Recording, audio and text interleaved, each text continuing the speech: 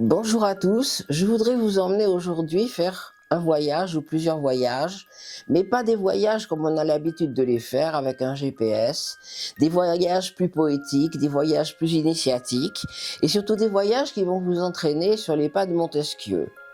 Comment l'idée d'une œuvre vient-elle à un écrivain? C'est effectivement une question que tous les écrivains, depuis que l'acte d'écrire existe, ont dû se poser à travers leur lecture, à travers leurs souvenirs, à travers leur enfance, et aussi, très souvent, leurs devanciers qui, après avoir lu leurs œuvres, se disent « Mais mon Dieu, est-ce que je ne pourrais pas m'inspirer d'un tel ou d'un tel ?» Et Montesquieu est effectivement parmi ces écrivains qui ont marqué leur siècle, qui ont marqué la littérature française et qui se sont aussi sentis marqués par elle à travers notamment la théorie des climats, qui fait que sans doute si cet écrivain n'était pas né sur les rives de la Garonne, il aurait peut-être écrit une autre œuvre plus prolixe, différente, moins abondante, bref, l'œuvre d'un autre. Alors, la question est de savoir comment l'idée est venue à Montesquieu à travers les rêges de la Brède, à travers les coteaux qui l'ont inspiré, à travers ses parcours vers le Lot-et-Garonne où il allait quelquefois tout simplement en diligence et puis pour faire comme ça un aller-retour rapide entre la Brède et Clérac. Et puis, pour le rencontrer aussi, dans cette campagne qu'il aimait dire gothique et au saut du lit, cette campagne qui finalement est restée au centre même de son œuvre. Alors nous allons entreprendre 5 voyages qui vont vous faire découvrir beaucoup de choses. D'abord, dans l'intimité de cet homme, des choses sur lesquelles il s'est assez peu exprimé parce qu'on n'a pas l'habitude de s'exprimer sur l'intime de l'intime. En particulier, son appartenance à la franc-maçonnerie,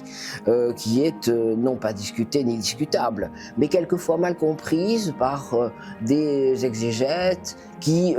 pensent que la franc-maçonnerie était au XVIIIe siècle ce qu'elle est devenue aujourd'hui, c'est-à-dire une activité logique, une activité rationnelle, alors qu'elle était au XVIIIe siècle avant tout une recherche profonde de soi et de Dieu. Et puis nous allons aussi découvrir ses amis, ceux qui l'ont très bien connu, comme l'abbé Guasco, comme Antoine de Gasques, comme le président de Pontac, comme tous les membres du Parlement de Guyenne, comme tous les membres de l'Académie de Bordeaux, de l'Académie française, et puis ces paysages qu'il a quelque part inspirés, parce qu'ils ont été hantés par la suite par des hommes qui avaient l'esprit des lois vraiment au fond de leur cœur, et cet esprit des lois, ils essayaient de s'en inspirer tous les jours que Dieu fait. Alors, je vous prends par la main, nous allons faire ces 5 voyages qui vont sillonner la Gironde, parce que c'est, comme vous le savez, le plus grand département de France. Alors, ça permet de faire 5 routes qui seront les routes Montesquieu. C'est une idée que j'ai eue quand j'ai écrit 3 siècles de franc-maçonnerie à Bordeaux il y a une dizaine d'années et que j'ai eu avec une association brédoise qui s'appelle Savoir et Images en grave de Montesquieu,